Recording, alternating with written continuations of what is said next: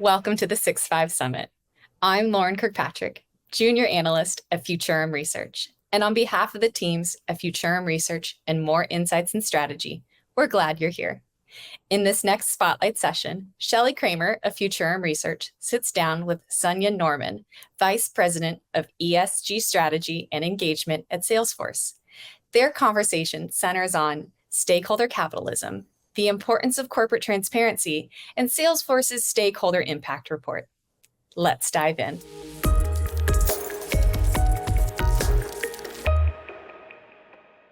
Hi, Sunya. Welcome to the 6-5 Summit. We're so happy to have you as part of this year's event. By way of introduction, my guest today is Sunya Norman, and she's the VP of ESG Strategy and Engagement for Salesforce. And this is a conversation I've very much been looking forward to. So welcome, Sunya. Thanks so much for having me. It's a pleasure. I think we're going to have a great conversation. So today we're going to talk about an ever important topic, and one that I know is close, very near and dear to both of our hearts: sustainability.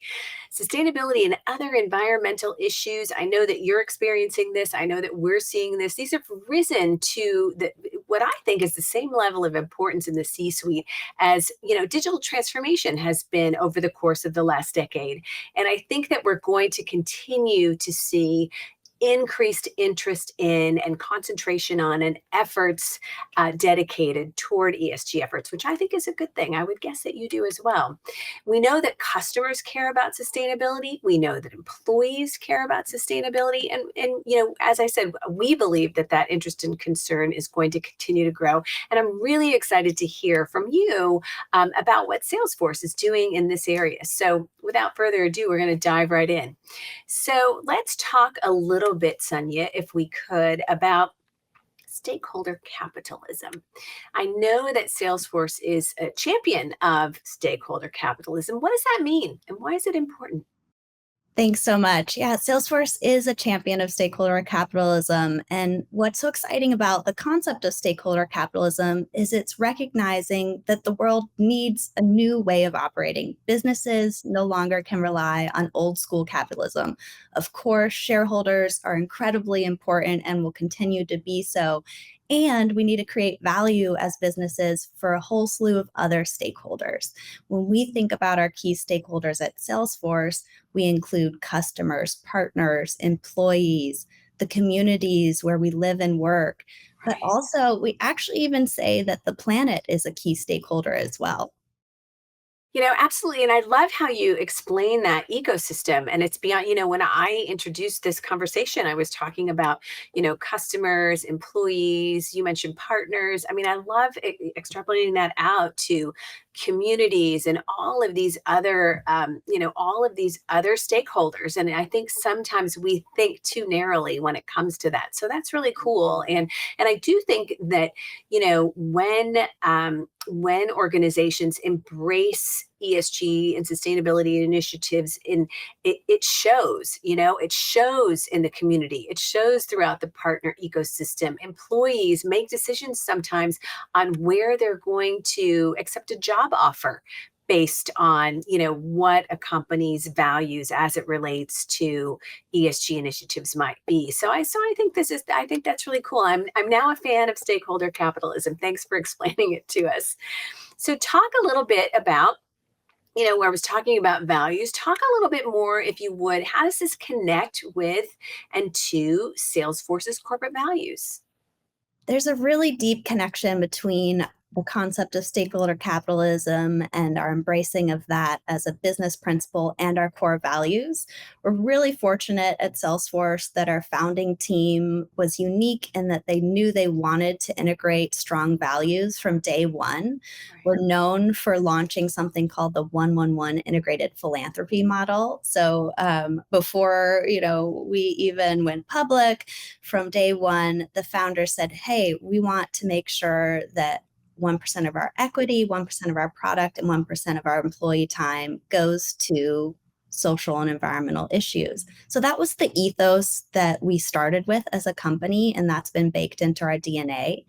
Over time, we're 23 years old. We just had our 23-year-old birthday.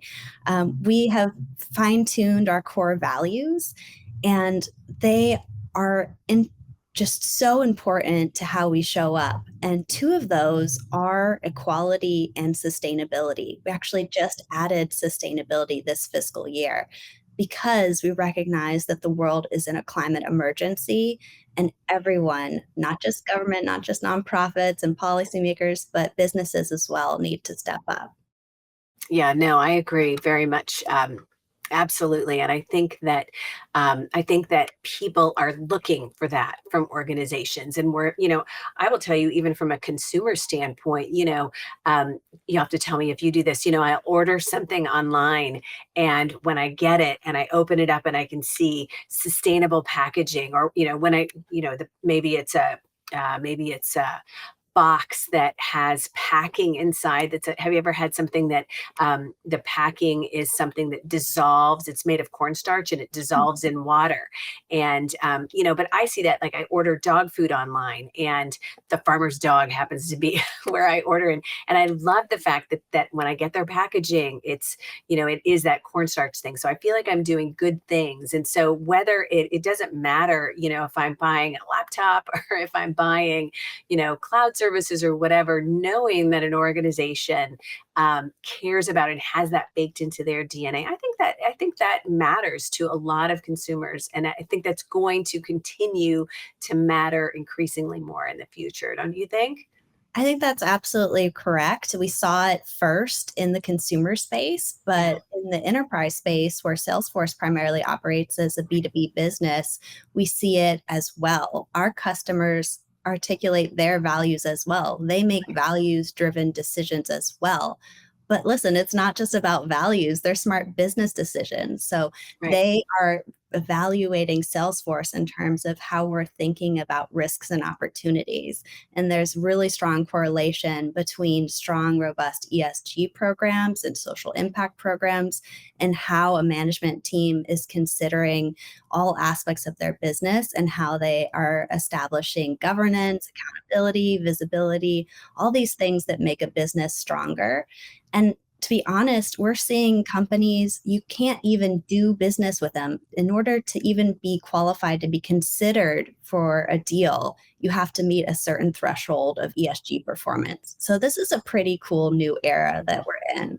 I love that. And I think that, I love seeing that, because I think that if there's anything that's going to move the needle forward, whether we're talking about, DEI initiatives or ESG initiatives, when organizations plant a flag and say X number of our suppliers need to meet these standards as it relates to DEI, or X number of all vendors that we work with have to, have an ESG policy, have to be publishing reports, have to be tracking, those. I think those are the things. It's kind of like shopping at Aldi. you know the only way you can get a grocery cart is to put your quarter in, and it trains people, to do that, to return their carts. And I think some of these things, and it's kind of, in some ways, it's too bad that we have to take these measures to train people. But I think, as you mentioned, we are at the stages of a climate emergency. Like, we don't have time to waste. We have to make these things happen. So I really like to hear that customers that you work with, and vendor partners and things like that, are looking at ESG initiatives in that way. I think that's good for everyone. Yeah, absolutely. And Salesforce is among them. We're really proud of a couple initiatives we've launched in that area. We have something called a sustainability supplier exhibit, which is exactly what you were describing a second ago. It's our articulation that suppliers should be joining us in taking action in setting science-based targets and making sure that they're sharing their climate footprint with their key customers. So, as businesses, we have a tremendous amount of voice and power, and we should all be using that. Yeah, I agree. I agree. So, speaking of uh, voices and power, let's shift a little bit and talk about trust. Consumer trust, I think, is the foundation upon which business success is built. And, I think that trust is reliant on corporate transparency and, talk, especially as it relates to ESG initiatives. So would you share with us a little bit?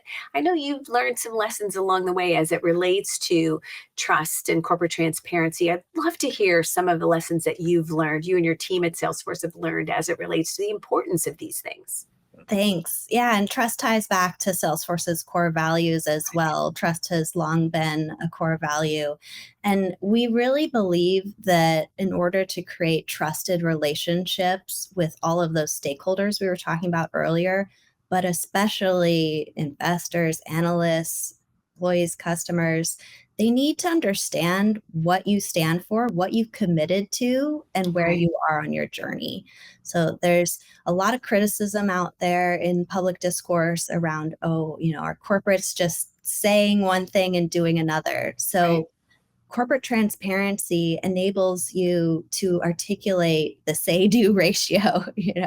On the one hand, I'm committing to net zero emissions, and on the right, other, I'm telling you where I am in terms of our progress. right, How Salesforce thinks about this is through our annual ESG reporting. And we have something called our annual Stakeholder Impact Report. And we've been reporting publicly on ESG issues for over a decade. So, like you mentioned, we've learned some things along the way and we've right. evolved our strategy. We like to think we've become more robust and more sophisticated as time has gone by. But the stakeholder impact report is a critical piece of engaging, again, that investor and analyst community, but all of our stakeholders who really want to follow along with us. Right. Yeah, no, I think that's incredibly important. And, you mentioned it. There are a whole lot of people who talk the talk and who don't walk the walk. And that's one of the reasons that I lead our ESG practice here at Futurum. And so I work with your counterparts across all of our clients. And what we see is that, and this is why I equated the importance of ESG initiatives to digital transformation initiatives, because what we've seen happening is that organizations have been making planting flags. Okay, we're going to be carbon zero by 2030, or we're going to accomplish this by this time. And now I think what we're seeing happening is in many instances, organizations are stopping and saying, oh, we made some big promises here. How are we going to get there? And some of that is reliant upon technology solutions that they might invest in. Some of it is reliant on reporting that they might do. And I think that, organizations like Salesforce are ahead of the curve on this front. When you've been doing this, when you've been doing this kind of reporting, when you've been paying attention to sustainability initiatives, to ESG initiatives as a whole for a decade, I think you're a little bit ahead of the game. That's kind of exciting. Yeah, and we're fortunate, the tech sector is traditionally some of the leaders, especially in climate action. And Right. so we are not alone. We have a cohort of fellow business folks in our sector. And we're not alone in that the world has just accelerated action in this area. Coalitions from the UN, We Mean Business, the number of corporate pledges increased dramatically. And with that, we have to make sure that the action follows suit. So you mentioned earlier Salesforce's Stakeholder Impact Report. I know it was just recently published. Talk with us a little bit, if you would, about what's exciting. What did you find some of the most exciting parts of that report this year? Yeah, yeah.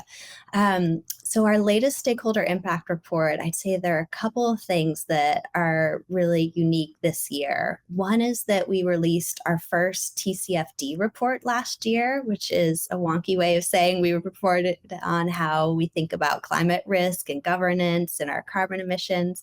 So we were able to bring all of that goodness from our TCFD report into our stakeholder impact report this year to give our audience a much more robust view on Salesforce's perspective on climate and how that impacts our business. So that's one thing. The second thing that we're really excited about is we've been on a journey to have many of our key metrics externally assured, third-party reviewed. And we went a step further this year and produced a consolidated statement of environmental, social, and equality metrics. And what that means is we have pulled back the curtain and we've shared exactly what we mean when we say we've achieved net zero residual emissions, or we have this dollar amount in annual social value. We've shared the methodology. We've shared with you that it's been reviewed by Ernst & Young, our external auditor, and we've shared the specifics year over year of our data. And so we're just pushing that boundary on transparency even further, which we think, again, goes back to building additional trust with all of our key stakeholders. And we hope that it's helping others think about how they might be transparent on these issues.